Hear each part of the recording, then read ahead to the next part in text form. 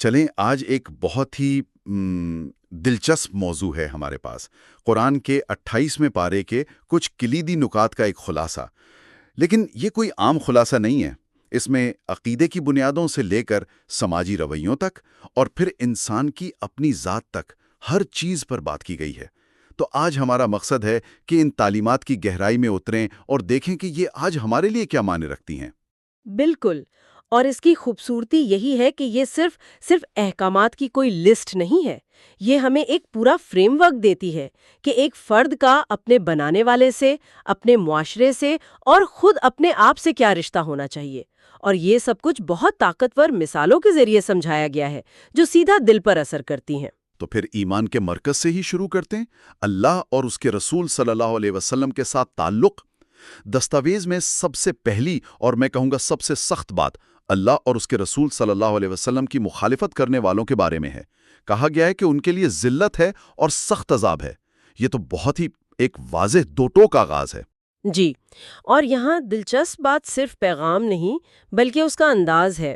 آپ دیکھیں کہ مخالفت کے نتائج کو بار بار دہرایا گیا ہے، جیسے ذرائع میں آتا ہے کہ وہ ذلیل ترین لوگوں میں سے ہوں گے، پھر کہا گیا کہ انہیں شرمناک عذاب ملے گا۔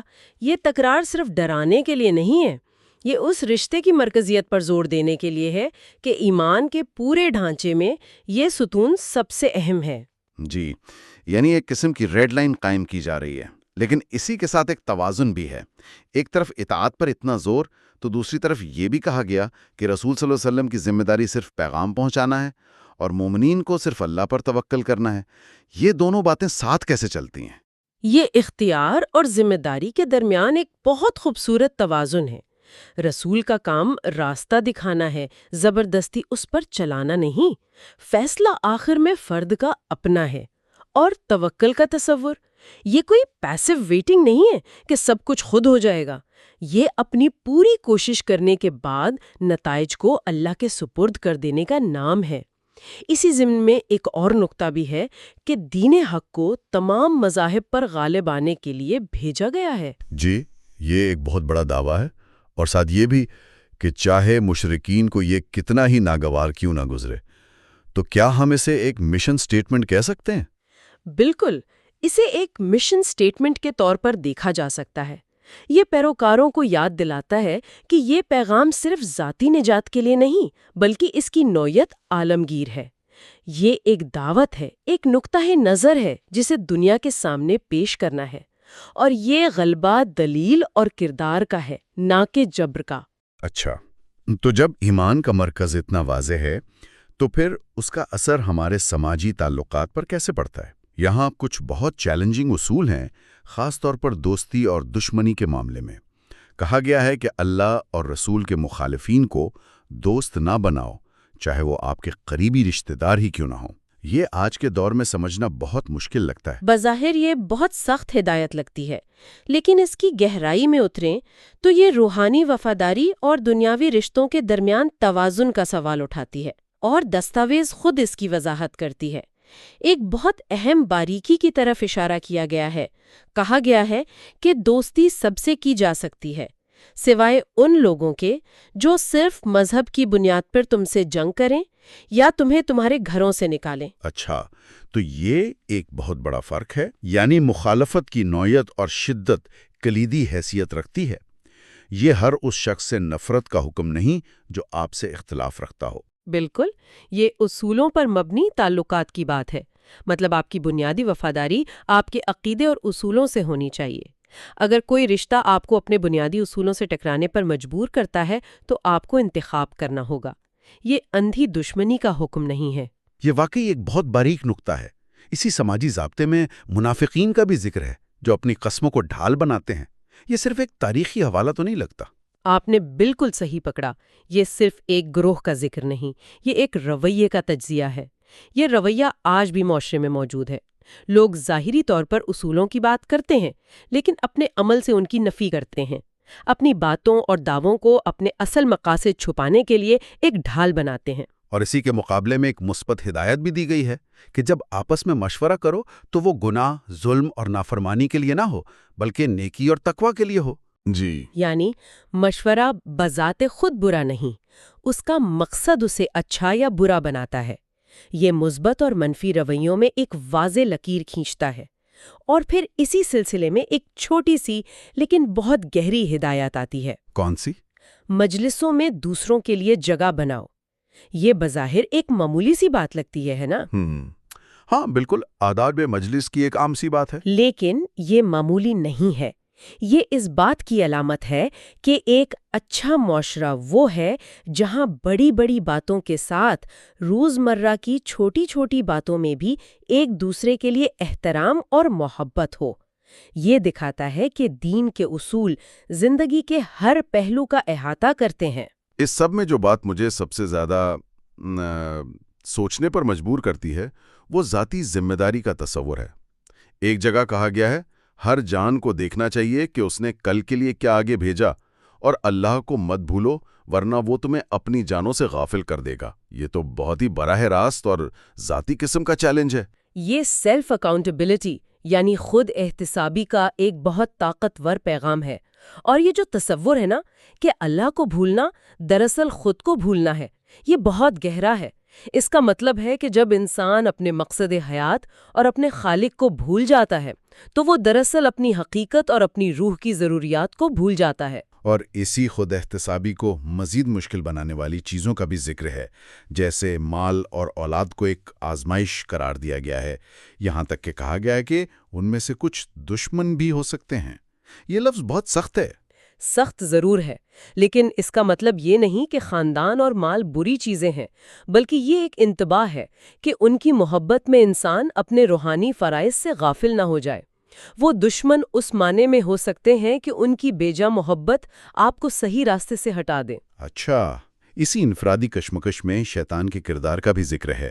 مثال دی گئی ہے کہ وہ انسان کو کفر کرنے کو کہتا ہے، اور جب وہ کر لیتا ہے تو کہتا ہے میں تم سے بری الذمہ ہوں۔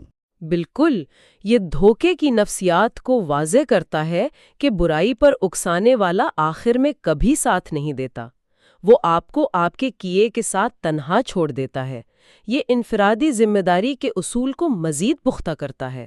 اور انفرادی ذمہ داری کے حوالے سے ایک بہت عملی ہدایت بھی دی گئی ہے جمعہ کی نماز کے بارے میں، کہ جب اذان سنو تو تجارت چھوڑ دو اور اللہ کے ذکر کی طرف دوڑو۔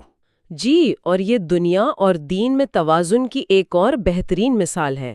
یہ نہیں کہا گیا کہ ہمیشہ کے لیے تجارت چھوڑ دو، کہا گیا ہے کہ نماز کے وقت اسے روک دو، اور نماز کے بعد زمین میں پھیل جاؤ اور اللہ کا فضل تلاش کرو، یعنی اپنے کام پر واپس جاؤ۔ روحانیت زندگی سے فرار نہیں، بلکہ زندگی کے اندر رہتے ہوئے خدا کو یاد رکھنے کا نام ہے۔ اب انفرادی ذمہ داری سے آگے بڑھ کر تقدیر اور الہی منصوبے کی طرف آتے ہیں۔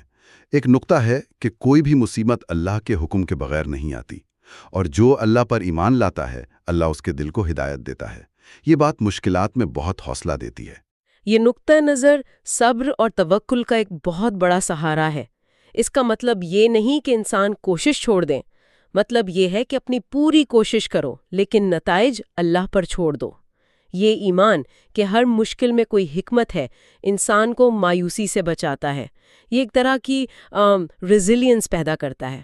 اور پھر موت کی حقیقت کا ذکر ہے۔ جب کسی کی موت کا وقت آ جاتا ہے تو اللہ اسے ایک لمحے کی بھی مہلت نہیں دیتا۔ یہ ایک سخت لیکن ضروری یاد دہانی ہے۔ بالکل، اور اسی سے جڑا ہوا ایک اور نقطہ بھی ہے کہ موت سے پہلے اس مال میں سے خرچ کرو جو اللہ نے دیا ہے۔ یہ مال کو ذاتی ملکیت کے بجائے ایک امانت، ایک اسٹیورڈشپ سمجھنے کا تصور دیتا ہے کہ یہ مال صرف جمع کرنے کے لیے نہیں بلکہ اچھے کاموں کے لیے استعمال کرنا ہے۔ اب اس حصے کی طرف آتے ہیں جو مجھے ذاتی طور پر سب سے زیادہ دلچسپ لگا، مثالوں اور استعاروں سے سبق۔ ان لوگوں کی مثال جو اللہ کے احکامات کو جھٹلاتے ہیں اس گدھے کی سی ہے جس پر کتابیں لدی ہوں۔ یہ ایک بہت ہی گہرا استعارہ ہے اور آج کے دور کی انفارمیشن اوور لوڈ کی بہترین مثال ہے۔ ہم سب کے فونز میں سینکڑوں کتابیں پڑھی ہیں، لیکن اگر وہ ہمارے کردار کو نہیں بدل رہے تو ہم بھی بس ایک ڈیجیٹل بوجھ اٹھائے پھر رہے ہیں۔ جس طرح گدھے کو معلوم نہیں ہوتا کہ اس کی پیٹھ پر کتنا قیمتی خزانہ ہے، اسی طرح وہ عالم ہے جو اپنے علم پر عمل نہیں کرتا۔ علم بغیر عمل کے ایک بوجھ ہے۔ واہ، یہ تو آج کے دور پر بالکل فٹ بیٹھتا ہے۔ اور سب سے متاثر کن مثالیں حضرت نوح اور حضرت لوط کی بیویوں کی اور ان کے مقابلے میں فرعون کی بیوی کی ہیں۔ جی، یہ انفرادی ذمہ داری کے اصول کو بہت واضح طور پر بیان کرتی ہیں۔ پہلی دو مثالیں بتاتی ہیں کہ صرف ایک نیک شخص سے نسبی تعلق ہونا نجات کی ضمانت نہیں دے سکتا۔ نجات کا تعلق ذاتی اعمال اور عقیدے سے ہے، نہ کہ خاندانی تعلقات سے۔ اور پھر اس کے بالکل برعکس فرعون کی بیوی کی مثال ہے۔ تاریخ کے بدترین کافر کے محل میں رہتے ہوئے بھی انہوں نے اپنے ایمان کو بچایا اور اللہ سے دعا کی کہ اے میرے رب، میرے لیے اپنے پاس جنت میں ایک گھر بنا۔ یہ مثال ظاہر کرتی ہے کہ ماحول کتنا ہی برا کیوں نہ ہو، انسان کے پاس انتخاب کی طاقت ہمیشہ موجود رہتی ہے۔ یہ ایکسکیوز ختم کر دیتی ہے کہ میرا ماحول خراب تھا یا میری صحبت اچھی نہیں تھی۔ اگر فرعون کے گھر میں ایمان بچ سکتا ہے تو کہیں بھی بچ سکتا ہے۔ یہ الٹیمیٹ ایجنسی کا تصور ہے۔ تو اس سب کا کیا مطلب ہے؟ اس پورے جائزے سے تو یہی لگتا ہے کہ یہ تعلیمات ایک جامع ضابطۂ حیات پیش کرتی ہیں، جس میں اللہ پر ایمان، معاشرے کے ساتھ منصفانہ برتاؤ اور اپنی ذات کی مسلسل اصلاح شامل ہے۔ بالکل، دوستی کے اصولوں سے لے کر مال و اولاد کی آزمائش تک، اور ذاتی احتساب سے لے کر موت کی حقیقت تک، یہ نکات ایک مکمل سماجی، اخلاقی اور روحانی نظام پیش کرتے ہیں۔ یہ بتاتے ہیں کہ چھوٹی سے چھوٹی نیکی، جیسے کسی کے لیے جگہ بنانا، اور بڑے سے بڑا فیصلہ، سب ایک ہی زنجیر کی کڑیاں ہیں۔ آخر میں سامعین کے لیے ایک سوچ چھوڑتے ہیں۔ دستاویز میں ایک جگہ کہا گیا ہے، اے ایمان والو، تم وہ کیوں کہتے ہو جو تم کرتے نہیں؟ یہ بات اللہ کے نزدیک سب سے زیادہ ناپسندیدہ ہے۔ یہ بہت سادہ سا سوال ہے، لیکن بہت گہرا ہے۔ اس پر غور کریں کہ ہماری زندگی میں قول و فعل کا یہ تضاد کہاں کہاں پایا جاتا ہے، ہمارے کام کی جگہ پر، ہمارے رشتوں میں، اور خود ہماری اپنی ذات میں۔ اور سوچیں کہ اگر ہم اس تضاد کو ختم کرنے کی مخلصانہ کوشش کریں تو اس کے ہماری ذات اور ہمارے معاشرے پر کیا اثرات ہو سکتے ہیں۔